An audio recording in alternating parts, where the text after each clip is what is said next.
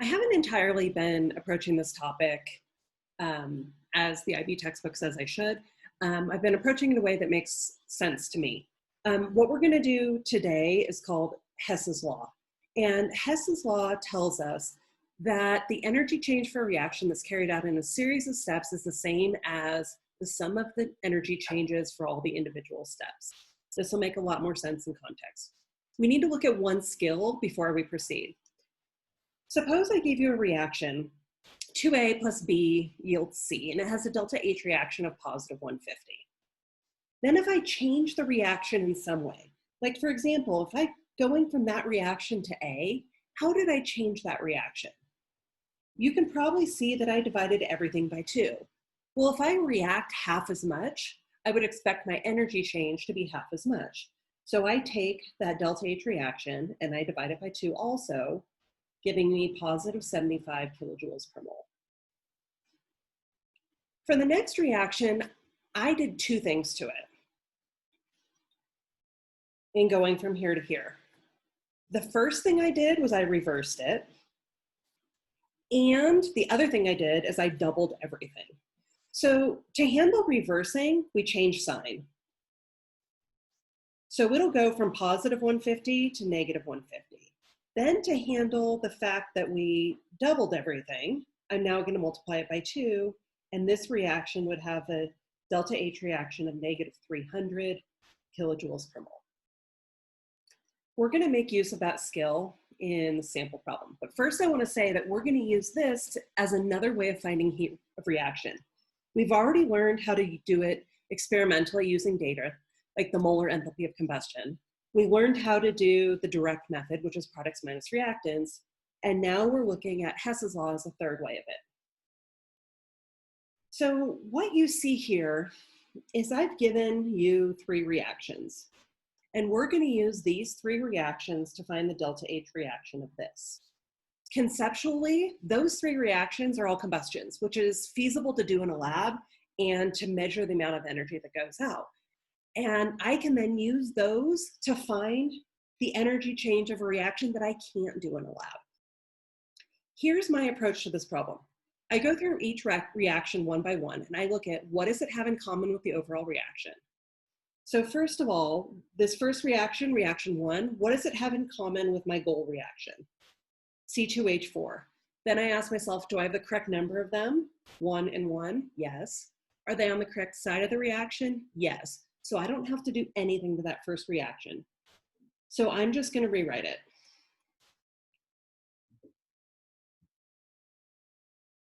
And since I didn't do anything to the reaction, I don't do anything to the delta H reaction.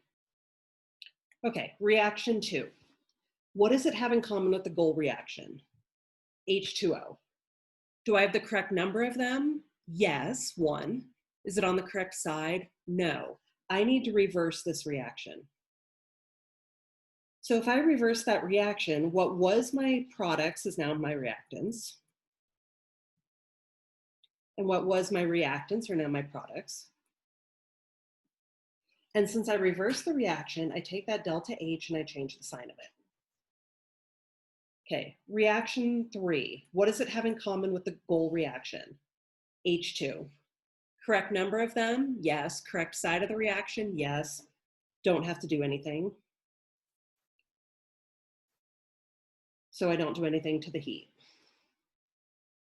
Okay, now, if I manipulated these reactions correctly, when I combine them, they're going to add up to my overall reaction. So what I do is I cancel things that appear the same way on each side of the reaction.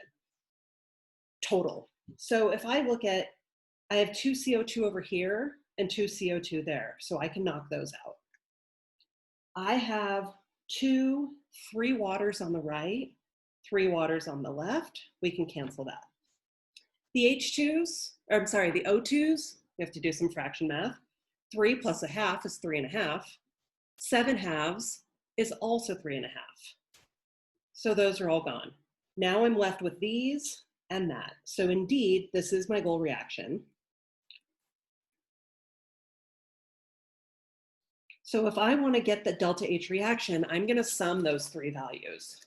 Negative 1411 plus 1560 minus 285.8 gives me negative 136.8, and that's my answer to the problem.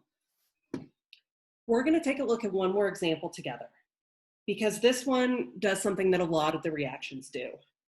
I'm going to start this reaction the same way, where I look at, was it have in common with the overall reaction? Do I have the correct number? Are they on the correct side? But the problem is oxygen. Oxygen is in the overall reaction, but it's also in multiple of these. So I'm going to ignore it to the end and hope it works out. Spoiler, it works out.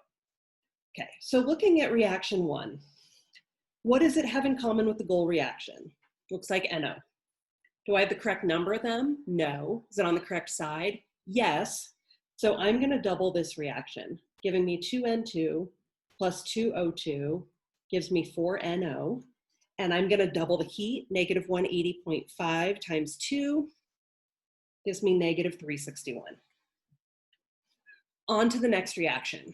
What does it have in common with the overall reaction? NH3. Correct number of them? No. Correct side? No. So I need to reverse and times 2. So 4NH3 will become 2N2 plus 6H2. So I'm going to multiply this by 2 and then change sign. So 91.8 times 2 gives me positive 183.6. Third reaction. What does it have in common with my goal? It has water. Correct number of them? No. Correct side? Yes. I need to triple this reaction, which will give me 6H2 plus 3O2, forms 6H2O. Triple the reaction, I'm going to triple the heat, 43.6 times 3, negative 1450.8.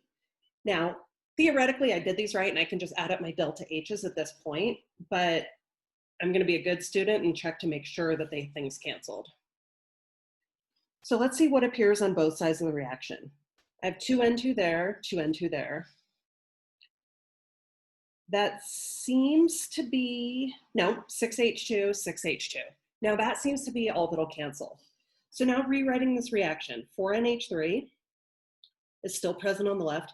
2 O2s plus 3 O2s is 5 O2s, 4NO, and 6H2O. And that works out just like my goal reaction should. So now I'm going to add up my delta H's. Negative 361 plus 183.6 minus 1450.8 yields negative 1628.2 kilojoules per mole. All right, got one for you to try.